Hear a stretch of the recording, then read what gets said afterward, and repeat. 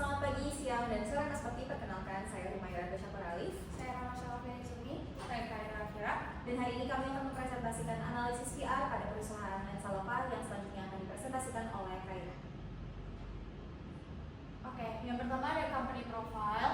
Lensa sendiri berdiri pada tahun 2025 di bulan Mei yang bergerak dalam jasa photobox dan photobooth, didirikan oleh Yusdar Samsul Tomalate dan tim.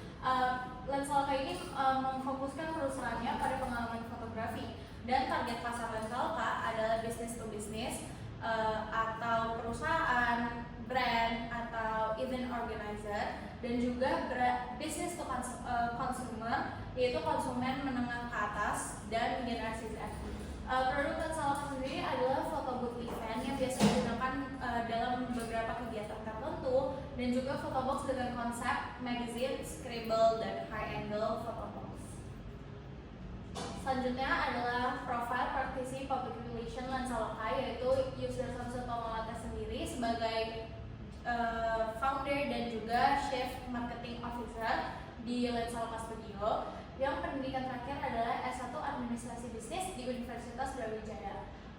Narasumber sendiri berfokus kepada menjalin komunikasi dengan calon klien, menjaga hubungan dengan pelanggan, melakukan negosiasi kerjasama di Lensa, menangani keluhan pelanggan, dan juga mengembangkan strategi pemasaran dan komunikasi Lensa Studio.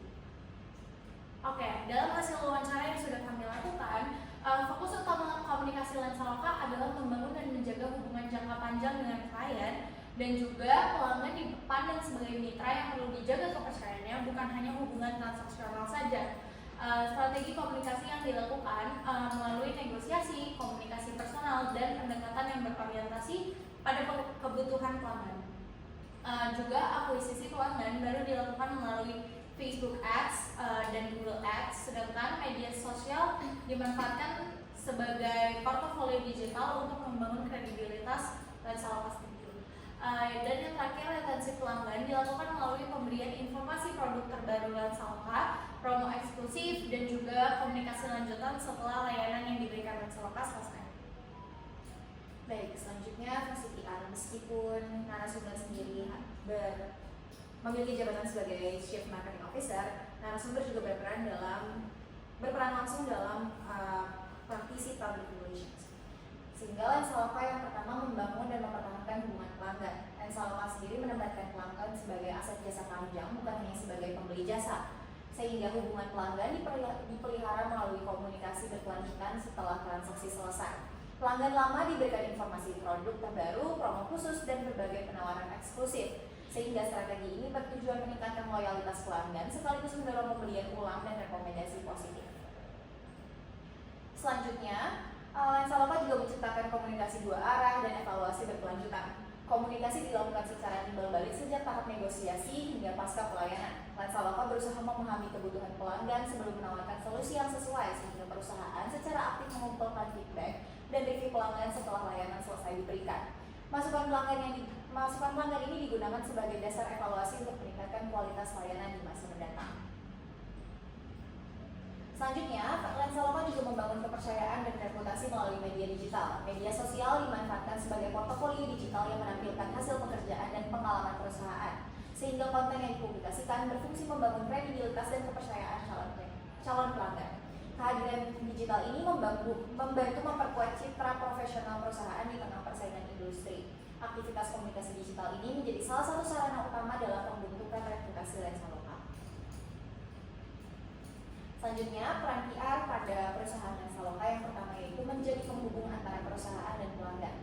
Lensa berperan menyampaikan informasi mengenai layanan, kemampuan, dan solusi perusahaan kepada pelanggan. Di sisi lain, perusahaan juga berupaya memahami kebutuhan, harapan, dan masukan dari pelanggan. Peran ini membantu menciptakan pemahaman bersama antara perusahaan dan publiknya, sehingga komunikasi menjadi jembatan untuk menyelaraskan kepentingan kedua belah pihak. Lalu, Lensa juga membangun hubungan jangka panjang dengan pelanggan. Lensa berupaya membangun persepsi sebagai partner yang membantu menyukseskan acara pelanggan. Hubungan yang terjalin tidak hanya bersifat transaksional tetapi juga relasional. Pendekatan ini meningkatkan kepercayaan dan keterikatan pelanggan terhadap perusahaan, sehingga loyalitas pelanggan menjadi salah satu aset yang sangat penting bagi pertumbuhan bisnis Lensa.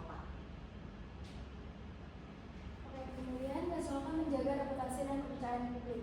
Reputasi perusahaan dibangun melalui pelayanan yang konsisten dan responsif. Keluhan pelanggan ditangani melalui proses identifikasi masalah dan pencarian solusi bersama. Transparansi komunikasi juga membantu mempertahankan kepercayaan pelanggan. Kemudian media sosial turut berperan dalam memperkuat citra positif perusahaan. Kemudian mendukung keberlangsungan dan pertumbuhan bisnis. Aktivitas PR berkontribusi terhadap peningkatan loyalitas pelanggan. Kemudian pelanggan yang puas berpotensi memberikan rekomendasi positif kepada orang lain.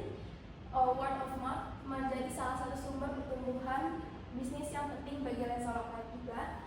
Kemudian dengan demikian PR tidak hanya berfungsi sebagai alat komunikasi tetapi juga sebagai pendukung keberlanjutan bisnis jangka panjang. Kemudian strategi PR-nya, pertama ada defining the problem opportunity. Lensa melihat tren foto booth yang sedang berkembang di Indonesia sebagai peluang bisnis yang potensial. Kemudian Lensa juga menyadari meningkatnya kompetitor di industri foto booth sehingga perlu strategi komunikasi yang kuat untuk membedakan diri. Dari itu, Lensa membagi pasar menjadi dua segmen utama, yaitu B2B, yaitu foto booth, dan B2C, photo box.